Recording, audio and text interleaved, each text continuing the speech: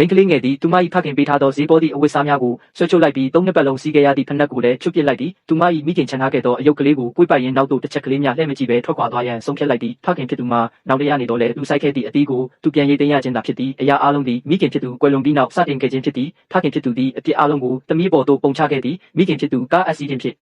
ခဲ့ရသည်မှာသမီးအတွက်ကိမုတ်တော်ဝေပေးခဲ့သောကြောင့်ဟုသူကယူဆခဲ့သည်ထိုများမကသေးပဲသူသည်မိန်းကလေးငယ်အားမိခင်ဖြစ်သူ၏အပြစ်များအတွက်နောက်တရားပြီးအပြစ်ဖြစ်ရန်ပေါင်မဲသောမြေအောက်ခန်းထဲတွင်မကြာခဏပိတ်လောင်ထားတတ်သည်ပိုဆိုးသည်မှာဖခင်ဖြစ်သူသည်ကွယ်လွန်သူဇနီးနှင့်အနှဲငယ်စင်တူသောမိန်းကလေးတဦးကိုရှာဖွေပြီးနောက်သူမကိုပင်ကိုသမီးရင်းကဲ့သို့ချစ်မြတ်နိုးနေခြင်းဖြစ်သည်မွေးစားသမီးကနေတိုင်းကောင်းလို့ရရာစားတော့နေရချိန်တွင်သမီးရင်းမှမူအစီကံတဦးကဲ့သို့ကြံကျွန်းသောအဆအစာများအားကိုသာစားခဲ့ရသည်မွေးစားသမီးဖျားနာယုံများဖြင့်ဖခင်သည်ဆရာဝန်များကိုနေညမပြတ်စောင့်ကြည့်ရန်ငှားရမ်းပေးခဲ့တော်လဲသူမကိုယ်တိုင်အဖျားလေး10ဒီဂရီတက်ပြီး3ရက်တိုင်အိပ်ရာထဲလဲနေချိန်တွင်ဖခင်ဖြစ်သူကတစ်ချက်ကလေးပင်လာမကြည့်ခဲ့ပေ10နှစ်ကျော်အတွင်းဖခင်သည်မွေးစားသမီး၏မွေးနေ့ကိုတစ်ခါမျှမပြတ်ကွက်ခဲ့တော်လဲသမီးရင်း၏မွေးနေ့ကိုမူတစ်ချိန်တစ်ခါမျှကျင်းပပေးခြင်းမရှိခဲ့ပေမွေးနေ့ပွဲတစ်ခုတွင်သူကမွေးစားသမီးသည်သာသူ၏တူးလေးသောမင်းသမီးလေးဖြစ်ကြောင်းလူပုံအလယ်၌ကြေညာခဲ့သည့်အကြောင်းမာသူ၏မျက်လုံးထဲတွင်သမီးရင်းသည်ချစ်ချင်းမြတ်တာနှင့်မထိုက်တန်သောရာဇဝတ်ကောင်တဦးသာဖြစ်သောကြောင့်ဖြစ်သည်ဖခင်၏ထိုးထိုးသောသဘောထားကြောင့်လူတိုင်းကမိန်းကလေးငယ်အားအစေခံတဦးကဲ့သို့ဆက်ဆံလာကြသည်အခန့်ပွဲအတွင်းမှာပင်သူမအားကားစေရန်အစေခံတဦးကိုခိုင်းစေတဲ့ကဲ့သို့ခိုင်းစေခဲ့သည်ဖခင်ဖြစ်သူမှာဘာမှမဖြစ်တဲ့ကဲ့သို့ဘေးကနေရက်ကြည့်နေခဲ့သည်သူသည်တားမြစ်ခြင်းမပြုသည့်အပြင်မိန်းကလေးငယ်အားဒီနေ့ကသူ့မွေးနေ့ပဲသူ့ရဲ့ပျော်ရွှင်မှုကိုရောသူ့တငယ်ချင်းတွေရဲ့ပျော်ရွှင်မှုကိုပါမဖျက်ဆီးလိုက်နဲ့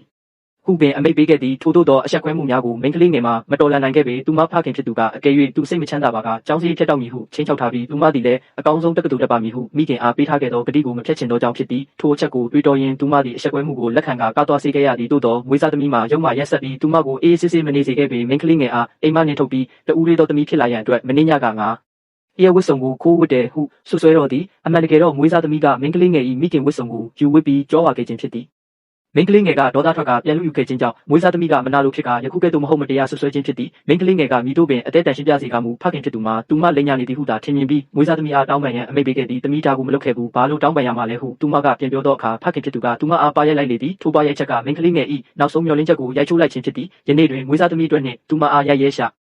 နောက်ဆုံးတွင်သူမ၏ကြောင်းစေးကိုဖျက်တောက်ပြီးအိမ်မနှင်ထုတ်မိမှာတေချာသည်မွေးစားသမီးကမူသူမကိုဂယုမဆိုင်သောအမူအရာဖြင့်ဆက်လက်ရန်ဆက်နေစေဖြစ်သည်မိန်းကလေးငယ်၏ဒေါသများမှာထိမ့်မနိုင်သိမ့်မရပောက်ကွဲသွားတော့သည်သူမ၏မိခင်မျက်နှာနှင့်ဆင်တူသောမျက်နှာဖြင့်ရုပ်မာနေသောထိုမိန်းကလေးအားသူမကပပြန်ရိုက်လိုက်သည်ဖခင်ဖြစ်သူမှာသမီးဖြစ်သူယခုကဲ့သို့ရဲတင်းလိမ့်မည်ဟုမမျှော်လင့်ထားပေသူကအကြည့်